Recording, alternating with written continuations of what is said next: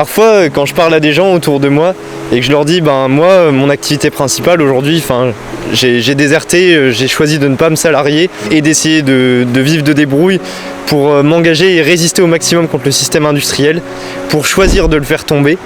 Parfois, ces gens autour de moi, ils me disent, mais c'est trop énorme de détruire l'industrie, en fait, tu vas pas y arriver, ou même si tu y arrives, c'est trop affreux, on va perdre trop de confort, il y a trop de technologies dont on dépend, on peut pas supprimer ce système.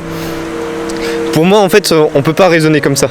On peut pas raisonner comme ça parce qu'on a une responsabilité vis-à-vis de nous-mêmes d'abord, mais vis-à-vis aussi de nos proches, des êtres qu'on aime, et après de toute la nature qui nous entoure, de tous les êtres vivants, des milliards d'animaux en cage, des milliards d'humains exploités au sud.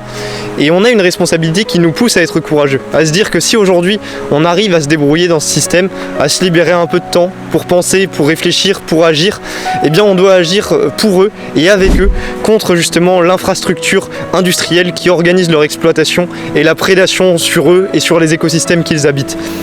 On doit donc être courageux. On doit arrêter de remettre à demain la question de l'engagement militant pour la résistance. On doit arrêter de remettre à demain la question de est-ce que ce système est soutenable ou pas. Évidemment que non, il est insoutenable. Je sais pas, il suffit de regarder les animaux, il suffit de regarder les personnes qui travaillent même autour de nous, en Occident, sur leur téléphone, qui font 35 heures par semaine de télétravail, qui sont dans le métro. Tout ça, c'est des vies dégueulasses, indignes. Au sud, c'est encore pire dans les mines. Ce système, il est insoutenable, il n'est souhaitable pour personne. Le peu de confort et de progrès qu'il apporte sont des conforts et des progrès qui sont insoutenables eux-mêmes aussi écologiquement et socialement et qui ne dureront pas dans le temps. Il faut en précipiter l'effondrement. Il faut le réclamer haut et fort. Il faut dire nous devons nous engager pour le stopper. Et c'est aujourd'hui ce manque de courage-là dans le milieu écologiste, cette volonté de toujours garder tous les bons côtés d'une chose, occulter les mauvais et toujours attendre et chercher la position idéale qui nous pousse à l'impuissance.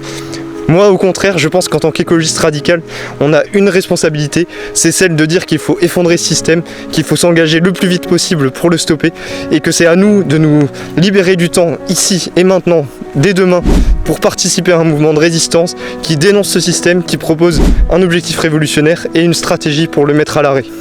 Je crois en vous, je crois en toi, je pense que tu peux être courageux, vous pouvez être courageux. Les héros dans les films qu'on admire quand on est petit, ils sont courageux. Frodon, quand il reçoit l'anneau, qui comprend qu'il peut s'engager, il est courageux et il décide d'aller le détruire dans la montagne du destin. Nous aujourd'hui, nous avons l'info, nous savons que ce système est destructeur, nous savons qu'il a des points faibles, nous savons qu'il peut y avoir une stratégie pour le mettre à l'arrêt, nous devons être courageux.